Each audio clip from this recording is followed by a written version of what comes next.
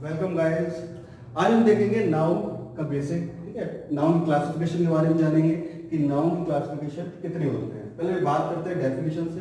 तो देखेंगे नाउन की डेफिनेशन बचपन से सबको पता होती है और याद भी रहती रटी भी रहती है कि name of a person, place, things और अ फीलिंग्स उसमें ऐड कर दिया है। तो ये डेफिनेशन जो है ये सेल्फ सफिशिएंट नहीं है। थोड़ा हम इसके बारे में और जानेंगे कि ये जानना होगा कि नाउन जो है वो हर कुछ हो सकता है, हर कोई एक वर्ड जो है वो नाउन बन सकता है। तो हमने लिख दिया है कि noun is nothing but a living word. किसी भी चीज का नाम नाउन बन सकता है। जैसे मैं एग्जांपल के रूप में आपको बताता हूँ, मैंने एक वर्ड लिया यहाँ पे आर, ठीक है, आर लिया। अब ये मैं पूछता हूँ बच्चों से ये क्या है, तो बच्चे कहते हैं सर ये हेल्पिंग वर्ब है। हाँ बिल्कुल, दिखने में ये हेल्पिंग वर्ब है, पर जब तक इसके यूज की बात नहीं करेंगे इसको हम हेल्पिंग वर्ब नहीं कहेंगे। इसमें मैंने यहाँ सेंटेंस को कंप्लीट किया, are is a helping verb.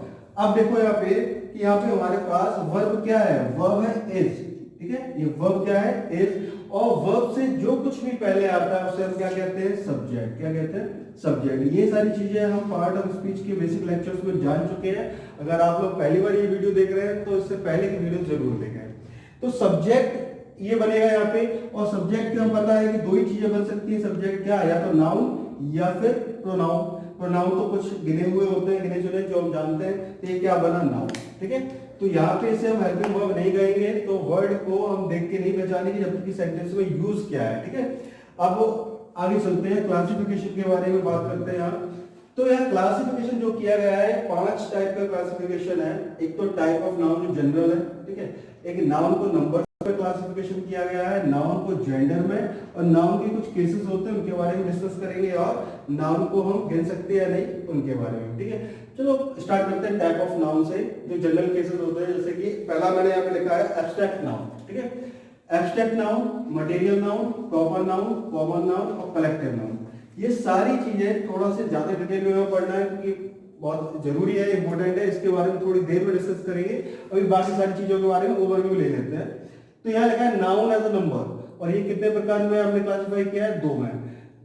कौन कौन से 2 है, एक सिंगुलर नाउन और प्लूरल नाउन। सबको पता है, एक वचन संज्ञा और द्विवचन या बहुवचन संज्ञा, ठीक है। सिंगुलर नाउन क्या होते हैं, जिसे हम जो एक हो वो सब सिंगुलर है, और जो एक से ज्यादा हो वो क्या होंगे, वो प्लूरल नाउन होंगे, more than one, more than one. अभी के लिए इतना ही जानते हैं, आगे इसके बारे में और पढ़ेंगे। अभी देखते हैं noun as a gender. Gender यानी कि हिंदी में हम कहते हैं लिंग। इन्हें हमने 4 भागों में बांटा है। एक मस्कुलिन जेंडर, ये किसको शो करता है, ये मेल सेक्स को शो करता है। किसको, मेल सेक्स। हमेशा मेल सेक्स से हम इसको नहीं पहचानेंगे। मस्कुलिन जेंडर हर वो जेंडर हो सकता है जो पावर को शो करे, जैसे कि सन। सन क्या है, बहुत तेज है, उसकी गर्मी है जो हमें रोशनी देती है, जलाती भी है, इसलिए हम इसको पावर के रूप में मस्कुलिन में रखेंगे। जैसे अर्थ की बात करें, अर्थ हमें शीतलता देती है, प्रकृति, पेड़ पौधे सब कुछ देती है, उसे हम कहाँ रखते हैं, फेमिनाइन में। ये फीमेल सेक्स को शो करती है और पीस को भी शो करेगी साथ में। कॉमन जेंडर वो जेंडर होते हैं जिसमें हमें लिंग का पता नहीं चलता, पर होते हैं, जैसे कि टीचर। टीचर एक मेल भी हो सकता है, एक फीमेल भी हो सकता है। डॉक्टर, डॉक्टर भी मेल हो सकता है, फीमेल, ऐसे बहुत सारे एग्जांपल हो सकते हैं। और न्यूटर जेंडर, बाकी की सारी चीजें किसमें आ जाएंगी, न्यूटर में, जैसे कि टेबल, बुक, पेन, कॉपी, ये सभी किसमें आते हैं, न्यूटर जेंडर में, ठीक है। इनमें कोई सेक्स नहीं होता, नो सेक्स, ये कॉमन सेक्स को शो करते हैं, ठीक है। इसे हम जरा ध्यान रखेंगे, आगे डिटेल में पढ़ने वाले, कोई दिक्कत नहीं एग्जाम्पल के रूप में। अब देखिए यहाँ पे नाउन कैन बी काउंटेबल और अनकाउंटेबल, ये बहुत ज्यादा जरूरी है। अगर ये समझेंगे इससे ये सारी चीजें क्लियर हो जाएंगी, क्योंकि एरर जो ज्यादातर आते हैं वो तो या तो केस पे आएंगे या इन दोनों को मिला के पूछे जाते हैं। तो हम देखते हैं काउंटेबल क्या होता है, सबको पता है, जो हम गिन सकते हैं। अनकाउंटेबल वो क्या होते हैं, जिन्हें हम गिन नहीं सकते, इन्हें हम काउंट कर सकते हैं, ठीक है, इन्हें हम काउंट नहीं कर सकते। बस इतना ही समझते हैं, आगे हम इसी को डिस्कस करने वाले हैं। इसके बाद noun as a case, noun के 4 केस बने लिखे हैं। एक सब्जेक्टिव केस, इसी को नॉमिनेटिव केस भी कहते हैं, ऑब्जेक्टिव, वोकेटिव और पजेसिव केस। सब्जेक्टिव केस क्या होता है, जो किसी नाउन को सब्जेक्ट के रूप में इस्तेमाल करते हैं। जैसे बेसिक स्ट्रक्चर हमें पता है क्या होता है, subject plus verb plus object, ठीक है। जब नाउन को सब्जेक्ट के रूप में इस्तेमाल करें तो उसी को हम कहेंगे सब्जेक्टिव केस और नॉमिनेटिव केस, ठीक है। अगर नाउन को हम वर्ब ऑब्जेक्ट के रूप में इस्तेमाल करें तो उसी को हम कहते हैं ऑब्जेक्टिव केस, ठीक है। एग्जांपल के रूप में कुछ भी लिख लो, राम किल्ड रावण, ठीक है, मैंने यहाँ पे एक एग्जांपल लिखा। अब दिख रहा है यहाँ पे ये वर्ब है, वर्ब से पहले जो कुछ है वो क्या है, सब्जेक्ट, और सब्जेक्ट मतलब नाउन एज अ सब्जेक्ट यानी कि सब्जेक्टिव केस या नॉमिनेटिव केस। यहाँ पे रावण है, ये ऑब्जेक्ट के रूप में इस्तेमाल कर रहे हैं, इसी को हम ऑब्जेक्टिव केस कहेंगे, ठीक है। अब वोकेटिव केस क्या होता है, किसी को हम एड्रेस करने के लिए, किसी को हम बुलाने के लिए हम जनरली नाम या किसी भी चीज का प्रयोग करते हैं, उसे हम वोकेटिव केस कहते हैं। जैसे मैंने यहाँ पे एग्जाम्पल के रूप में लिखता हूँ, यहाँ पे जैसे मैंने लिखा राम कॉमा कम हियर। अब ये जो नाउन है ये मैं एड्रेस करने के लिए कह रहा हूँ, मैं राम से कह रहा हूँ यहाँ आओ, तो ये राम ही वोकेटिव केस होगा। इसको पहचानना थोड़ा आसान होता है, इससे हमेशा तुरंत बाद एक कॉमा जरूर देखें, ठीक है। तो ये वोकेटिव केस हो गया। पजेसिव केस को थोड़ा ज्यादा ध्यान से पढ़ेंगे हम आगे चल के। पजेसिव केस हमारा अधिकार को शो करता है, पोजीशन को शो करेगा, किसी चीज पे हमारा पोजीशन है उसको शो करेगा। जैसे मैंने यहाँ पे लिखा पेन ऑफ राम, ठीक है, राम का पेन, ठीक है, ये पोजीशन को शो कर रहा है। पेन पे किसका अधिकार है, राम का, पर इसी को हम लिखते कैसे हैं, वो लिखा जाएगा राम्स पेन, एपोस्ट्रोफी एस के साथ, ठीक है। ये एपोस्ट्रोफी एस कब लगाते हैं कब नहीं लगाते, कब ऑफ का यूज करना है, ये सब चीजें हम आगे के लेक्चर्स में धीमे धीमे करके देखते जाएंगे, ठीक है। आज अभी के लिए इतना देखते हैं, अभी आगे वेलकम बैक। देखते हैं आज नाउन का क्लासिफिकेशन के बारे में जो बात कर रहे थे हम पहले। तो यहाँ भी हम पहले काउंटेबल और अनकाउंटेबल नाउन्स के बारे में जानते हैं। ये इतना जरूरी टॉपिक है, इससे हमारे सारे जो 5 टाइप में पढ़े थे देखे थे, abstract noun, proper, common, collective और मटेरियल नाउन, पांचों बहुत ही आसानी से कवर होंगे। साथ में जब हम आर्टिकल्स पढ़ेंगे उसमें बहुत ज्यादा मदद मिलेगी। तो देख लेते हैं यहाँ पे काउंटेबल नाउन्स क्या होते हैं। सीधा सी बात है, काउंटेबल मतलब जिन्हें हम गिन सकते हैं, ठीक है। A noun that we counted, जो हम गिन सकते हैं वो सारे किसके अंदर आएंगे, काउंटेबल नाउन के अंदर। और जो नाउन्स हम नहीं गिन सकते उन्हें हम कहाँ रखेंगे, अनकाउंटेबल नाउन के अंदर, ठीक है। अब एक चीज हमें सबसे ज्यादा ध्यान देनी है कि हमेशा काउंटेबल नाउन को हम गिन सकते हैं, तो अगर वो एक होगा तो सिंगुलर वर्ब का यूज करेंगे सिंगुलर नाउन के साथ। अगर एक से ज्यादा होंगे तो प्लूरल वर्ब का यूज करेंगे किसके साथ, प्लूरल नाउन के साथ। पर अनकाउंटेबल नाउन के साथ हमेशा सिंगुलर वर्ब आती है, ठीक है। भले ही उन्हें हम गिन नहीं पा रहे हैं, कितने भी हो सकते, गिन नहीं पा रहे मतलब है कि उन्हें हमेशा सिंगुलर ही कंसीडर किया जाता है, उन्हें एक यूनिट मान के चलते हैं, इसलिए हमेशा वर्ब कैसे लिखा है, सिंगुलर वर्ब। सबसे ज्यादा गलती यहीं पे होती है कि वो अनकाउंटेबल नाउन के साथ प्लूरल वर्ब लगा के दे देगा और हमें ध्यान ही नहीं देते, जल्दबाजी में उसे गलत कर देता है। तो बहुत ज्यादा ध्यान देने की जरूरत है कि अनकाउंटेबल नाउन लिखे तो वो सिंगुलर वर्ब ही आएगी। उसके साथ आर्टिकल की बात करते हैं तो याद रखना, आर्टिकल हम सिर्फ काउंटेबल नाउन के साथ ही उपयोग करते हैं, ठीक है। अब जैसे हमें पता है काउंटेबल नाउन्स है तभी ए, एन और दा का यूज करेंगे, और ये कब करना है इसके बारे में देखेंगे। बस इतना भी जान लो कि ए और एन सिर्फ काउंटेबल नाउन के साथ आ सकता है, सिर्फ काउंटेबल नाउन के साथ, और यहाँ पे सिर्फ दा का प्रयोग किया जाएगा, वो भी कुछ पर्टिकुलर केसेस में, हमेशा नहीं, ठीक है।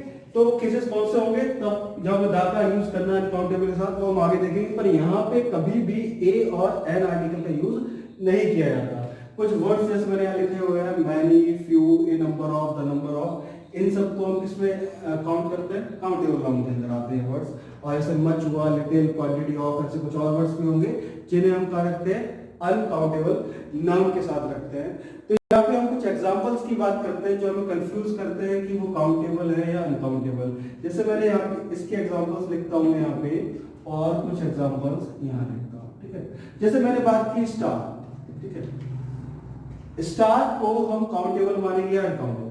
लोग जनरली कहते हैं तारे बहुत सारे हम नहीं गिन पाते तो इन्हें हम अनकाउंटेबल में मान लेते हैं, पर नहीं, स्टार जो है काउंटेबल नाउन्स में ही आते हैं। क्यों, क्योंकि हम गिन सकते हैं, सारे स्टार्स को थोड़ा गिनना होता है। पूछते हैं पोल स्टार्स कितने हैं, हम कहते हैं एक। ध्रुव तारा कितना है, एक। सप्तऋषि कितने हैं, 7। हम गिन पा रहे हैं इसलिए हम स्टार को कहाँ रखेंगे, यहाँ पे। अगर हम बात करते हैं मनी की, पैसे की, तो पैसा कहाँ होता है, अनकाउंटेबल। बल्कि अगर रुपए की बात करेंगे, रुपी की, तो रुपी कहाँ आएगा, काउंटेबल। मनी और रुपी में अंतर होता है, रुपए यानी कि धन, पैसा, ठीक है, जो हमारे पास है, और मनी होता है धन। इसमें सब कुछ आ सकता है, द्वारा ज्वेलरी भी इसमें काउंट की जाएगी। मनी किसी प्रकार का हो सकता है, किसी फॉर्मेट का, पर रुपए जो है यही आएगा। अगर हम बात करेंगे टाइम, टाइम किसमें रखेंगे हम, टाइम रखेंगे हम अनकाउंटेबल, ठीक है। अनकाउंटेबल नाउन होता है, समय को नहीं गिना जा सकता। और अगर हम बात करें सेकंड्स की, सेकंड्स गिने जा सकते हैं, 5 सेकंड, 10 सेकंड, मिनट्स भी गिने जा सकते हैं, हावर भी गिने जा सकते हैं, तो इसको हम क्या रखेंगे, काउंटेबल नाउन्स के अंदर। ये हमारी बेसिक चीजें ने समझना होगा। कुछ एग्जांपल मैं लिख देता हूँ, जैसे लिखता हूँ मैं आई हैव 5 पेन्स। अब देखो यहाँ पे मैंने लिखा 5 पेन्स, पेन को गिनाया जा सकता है, ठीक है, इसे हमने कहा लिखा काउंटेबल नाउन के अंदर। जैसे मैंने यहाँ पे लिखा कि he discovered नाइट्रोजन। अभी नाइट्रोजन है, नाइट्रोजन को हम गिन सकते हैं क्या? नहीं गिन सकते। यहाँ पे हम एस और एस का प्रयोग नहीं कर रहे हैं, सिंगुलर रखेंगे इसको, कोई दिक्कत नहीं है, ठीक है। इन सब चीजों को थोड़ा सा ध्यान से देखेंगे। फर्नीचर की बात करते हैं, एक और एग्जांपल में लिखता हूँ, फर्नीचर में कंफ्यूज करता है, तो ये फर्नीचर किस में आएगा? अनकाउंटेबल में। फर्नीचर कई प्रकार के हो सकते हैं, फर्नीचर के अंदर भी वैरायटीज होती हैं, जैसे टेबल को भी हम फर्नीचर बोलते हैं, चेयर भी फर्नीचर में आ जाता है, बेड भी फर्नीचर में आ जाता है, इसलिए अनकाउंटेबल नाउन में आता है। अब यहाँ से बहुत सारी चीजें कैसे क्लियर होंगी? सिर्फ वर्ड हमने लिया फर्नीचर, अब ये फर्नीचर जो है ये हमारा एब्स्ट्रैक्ट नाउन बनेगा। एब्स्ट्रैक्ट नाउन ही क्यों बना?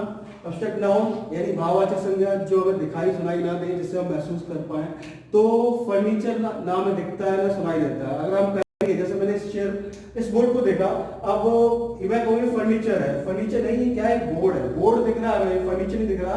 यानी फर्नीचर के अंदर बहुत सारी कैटेगरीज हो सकती है, इसलिए फर्नीचर को हम कहाँ रखेंगे? अनकाउंटेबल नाउन के अंदर लिखेंगे, ठीक है। जैसे एग्जांपल के रूप में मैं लिख देता हूं, they decided to sell their furniture. तो कभी भी फर्नीचर से नहीं होगा, फर्नीचर ही रहेगा, ठीक है। इस चीज को हम ध्यान से रखेंगे। तो ये था हमारा काउंटेबल और अनकाउंटेबल नाउन्स के बारे में। इसका यूज अभी हम आगे आने वाले सारे नाउन्स में करेंगे, एब्स्ट्रैक्ट, कॉमन, कलेक्टिव को जब पढ़ेंगे तो इनका बहुत जरूरी है। बस सबसे ज्यादा ध्यान हमें कहाँ देना है? इन 2 पॉइंट्स पे। ये बहुत ज्यादा इंपॉर्टेंट है कि कब हमें आर्टिकल का उपयोग करना है, कब और कौन सी वर्ब का उपयोग करना है, ये सब चीजें हम यहीं पे देखेंगे, ठीक है।